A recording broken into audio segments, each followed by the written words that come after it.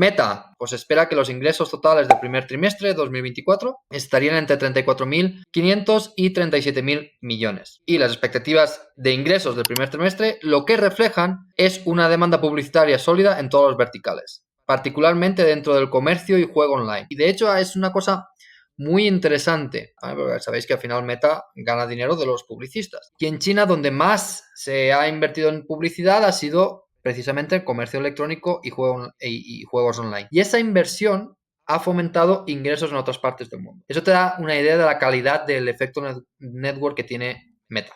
Meta aporta muchísimo valor a sus clientes demandan sus productos. Y por eso Meta tiene beneficios. Esperan la demanda publicitaria vaya aumentando a medida que transcurra el año. Y esto es súper interesante porque normalmente los negocios, o sea, de media, el negocio típico de Meta es una pequeña mediana empresa, ¿vale? Y entonces, viendo los resultados de Meta versus los resultados que puedes ver en televisiones, por ejemplo, te estás dando cuenta, ¿no? Oye, si la demanda en Meta está creciendo y son pequeñas y medianas empresas, la situación macroeconómica está mejor de lo que estaba antes. Si analizamos en frío todas las crisis económicas han venido precedidas de un gran boom económico. Todas. Si miramos, por ejemplo, 2007-2008, cuando quebró Lehman Brothers, el trimestre anterior a empezar la crisis, el PIB aumentó más de un 3%. Las empresas lo primero que recortan es la inversión en publicidad y eso había hecho sufrir a Meta en los anteriores trimestres, sobre todo en el año 2022, y ahora está siendo muy, muy fuerte, ¿no? Y se espera una tasa impositiva para 2024 de un 15%. Y aparte de eso, pues no se espera que los productos de Gen AI, o sea, de inteligencia artificial, sean un impulsor significativo de ingresos para 2024. Y a partir de este guidance podemos hacernos un cálculo de servilleta, que es lo que yo he hecho aquí. Bueno, pues te dicen que para el primer trimestre de 2024 van a hacer, el punto medio del guidance es 36.000 millones, si multiplicamos por 4 serían 143.000 millones de ingresos, unos gastos en el punto medio 97.000, llegamos a un EBIT de 47.000, impuestos va a ser de alrededor del 15%, le quitamos los impuestos, tenemos el EBIT por 1 menos T, 40.000 millones, ¿no? Entonces estaría cotizando la empresa a 30 veces Enterprise Value EBIT, que podría parecer muy caro. Pero este cálculo, que es de servilleta, no es correcto. ¿Por qué? Porque los beneficios de Meta están muy puestos o tienen la tendencia de ser mayores en la segunda parte del año, ¿no? Lo cual es normal. Es cuando el e-commerce más gasta de cara a Navidad, ¿no? Capital Allocation. Bueno, la compañía recompró 6.300 millones de dólares en acciones, con lo cual el conjunto del año 2023 se coloca en 20.000 millones de recompra, lo que supondría un 1,6% de capitalización bursátil actual. Pero aquí hay que hacer una corrección. Claro, se hacen 20.000 millones de recompras, pero se reparten a los directivos 14.000 millones. ¿Cuáles son las recompras netas? 6.000 millones. Y eso ya cambia y es un 0,5% de la capitalización bursátil actual. Siempre podemos saber lo que hace el mercado haciendo un reverse DCF, ¿no? Vemos el precio actual, el reverse DCF es una forma de entender las expectativas del mercado. Nosotros cuando valoramos una acción, que es lo que explicamos en el curso de valoración, hacemos la proyección de flujos de caja futuros y eso nos da un precio, ¿vale? Con el reverse DCF lo que haces es tú partes del precio y a partir del precio sacas las expectativas del mercado. ¿Qué está recogido en las expectativas del mercado? Un crecimiento muy fuerte de Meta, muy fuerte, y además un valor positivo de lo que se llamaría una opción real sobre el metaverso. Hace 1 año y medio cogías el precio de Meta, que eso hicimos un programa explicándolo, y lo que las expectativas del mercado te decían es Meta no va a crecer, y no solo no va a crecer, sino que además el metaverso tiene un valor negativo. Y eso no tenía ningún sentido. El metaverso como mucho puede tener un valor cero, porque en el momento en el que dejen de invertir, pues ya se deja, ¿no? Ahora es al contrario, ahora el mercado está como sobrecomprado, es decir, las expectativas es que va a crecer mucho y que además el metaverso tiene un valor real positivo. Están evolucionando modestamente su enfoque en el futuro al devolver parte del capital a través de un dividendo, ¿no? Hay muchos estudios en los que se muestra que las empresas cuando anuncian un dividendo es que ya creen que han llegado a un punto de madurez en el que no necesitan toda la caja y que las recompras no es lo más efectivo. Y el gasto del capital, con respecto al CAPEX, se verá impulsado por inversiones en servidores, incluyendo hardware de inteligencia artificial y no de inteligencia artificial, y sobre todo en los centros de datos que van a a construir con su nueva arquitectura de datos. Tienen una nueva arquitectura de centro de datos en la que van a invertir. La empresa redujo su plantilla en un 22% año sobre año. Respecto al cuarto trimestre de 2023, la plantilla ha bajado un 22% y con respecto al tercer trimestre todavía bajó un 2%, ¿vale? Y ahora tienen un total de 67.300 empleados. Mirad los ingresos por empleados. Es una auténtica salvajada. Pero también los gastos operativos han disminuido un 26% debido a menores gastos de reestructuración. Como ya explicamos hace más de un año, esos gastos de reestructuración hay que normalizarlos, es decir, tal cual los tienes una vez, después ya no los tienes, ¿no? Y había que normalizarlos. Y la empresa ahora dice que tiene un gran retraso de contratación y ahora es cuando van a empezar a volver a contratar. Pero también han dicho, y este es el último punto, que no van a contratar al ritmo que históricamente han estado. Entorno macro, bueno, pues la compañía no ha compartido ningún guidance más allá del primer trimestre de 2024 debido a las condiciones macroeconómicas impredecibles. Es curioso y a la vez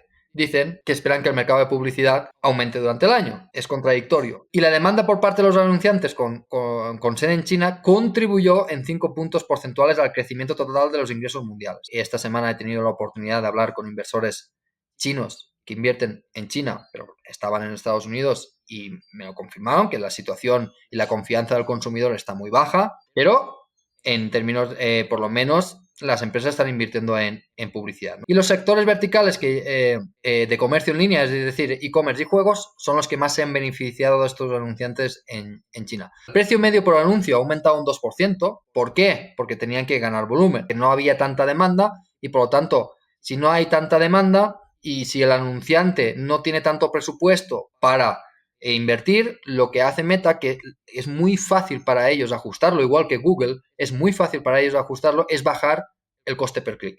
Es decir, si tú quieres gastarte, por ejemplo, por visualización, normalmente el estándar a nivel mundial son 3 céntimos de dólar, ¿no? Entonces, si tú ves que el anuncio de uno de tus clientes tiene poca conversión, lo que puedes hacer es bajar el precio por visualización, aumentar el tamaño de la tarta y entonces haces que tu cliente gane dinero, ¿no? Y ahora al revés, como hay tanta demanda, pueden subir los precios. Para Meta o para Google, el coste marginal de un anuncio es prácticamente cero. Por tanto, pueden jugar muchísimo con esos rangos y de esta forma competir, ¿no? Otros ingresos de Family of Apps fueron de 334 millones de dólares en el cuarto trimestre y aquí es donde está WhatsApp, ¿no? Que WhatsApp ha aumentado muchísimo y ha provocado que aumente estos ingresos de forma anual un 82%, ¿no? Y ahora, desarrollo de productos, ¿no? En una empresa tecnológica y una empresa que está continuamente innovando, hay que ver qué productos están desarrollando, ¿no? Y la empresa lanzó varios. Por ejemplo, Threads. Después tenemos gafas inteligentes, Ray-Ban Meta. No sé si la habéis probado. Yo tengo la primera versión.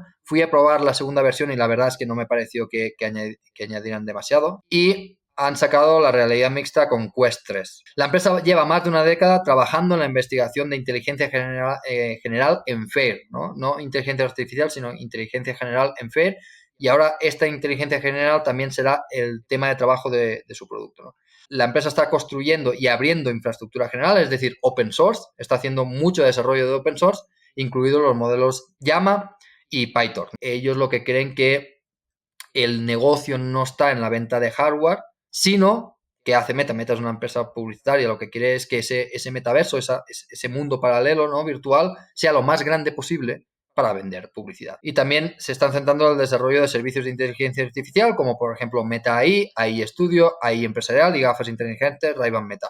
Yo he probado AI Studio y AI Empresarial y la verdad es que mejora muchísimo la productividad de las empresas que se quieren publicitar, ¿no? La compañía ha tenido algunos productos que explotaron antes de que estuvieran listos, por ejemplo Threads, y quizás quemaron demasiado pronto el producto, porque como no era el mejor de los productos, no estaba preparado, tanta demanda que no ha sido satisfecha pues correctamente, ¿no? Más, y ahora entramos ya a cosas de la presentación. Ingresos por publicidad, como veis, han crecido muchísimos y ese crecimiento ha sido impulsado sobre todo por Asia-Pacífico, que os he contado antes, y también una fuerte recuperación en Norteamérica. Si nosotros miramos Norteamérica, este cuarto trimestre de 2023, que son 17.784 millones, y lo comparamos con el cuarto trimestre de 2021, hace 2 años, el crecimiento no es tan espectacular. Más, resultados por segmento. Y aquí es súper interesante porque si nosotros vemos en términos generales el margen operativo de Meta, vemos que tiene un margen operativo del 41%, pero es engañoso, porque dentro de ese margen operativo está Reality Labs. Si nosotros eliminamos esa parte de Reality Labs y calculáramos el margen operativo de Family of Apps, o sea, lo normal, Meta, Instagram, etcétera, etcétera, etcétera,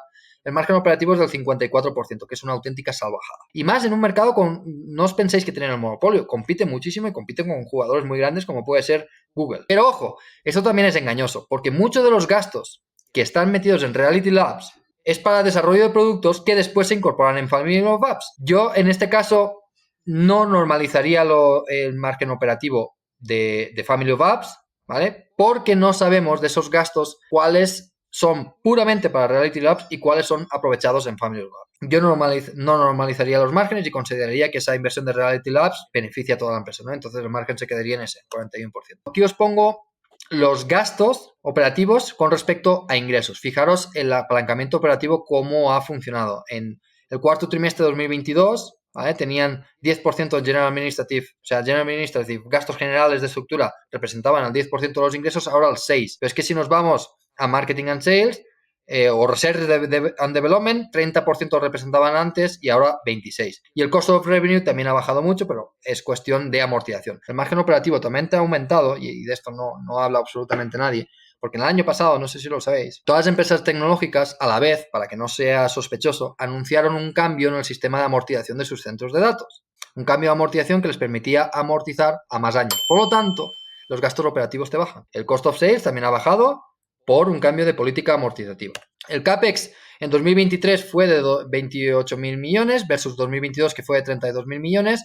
Para el año 2024 ya sabéis que va a ser de más de 30 millones. De más de 30.000 millones. Hay cuidado cuando normalicemos expectativas de 2024, hay que entender esto, hay que entender mayores costes, más contratación, hay que entender que va a haber más CAPEX y hay que ver cómo se van a comportar los ingresos, ¿no? Y ya, engagement diario, que esto es súper interesante y es algo que a mí siempre me ha alucinado la cantidad de críticas que recibe Meta, por ejemplo, por Facebook, ¿no? Que yo he llegado a leer comentarios de que ya Facebook no lo utiliza nadie, pues esto es el engagement diario. Hay 3,2 billones de personas, 3.200 millones de personas que lo usan a diario. Y además el engagement diario versus mensual ha aumentado del 79 al 80%. De toda la gente que utiliza al menos una vez al mes sus aplicaciones, el 80% de esa gente lo utiliza una vez al día. Y también han aumentado la monetización. Esto es el ingreso por persona. Esto es el efecto red.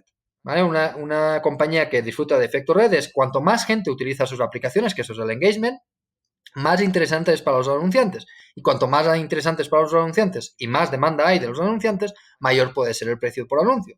Generación de caja. Bueno, aquí os he puesto la generación de caja de los últimos trimestres. Si miramos el free cash flow del trimestre ha sido de 11.505 millones y en el año de 43.010 millones.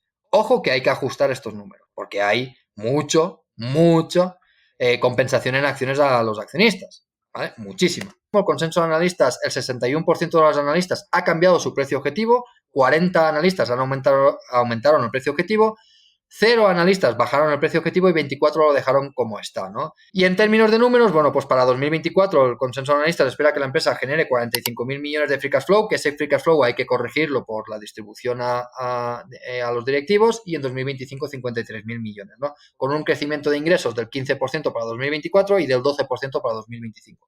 Lo cual, no sé vosotros, pero a mí no me parece lo suficiente para justificar esta valoración.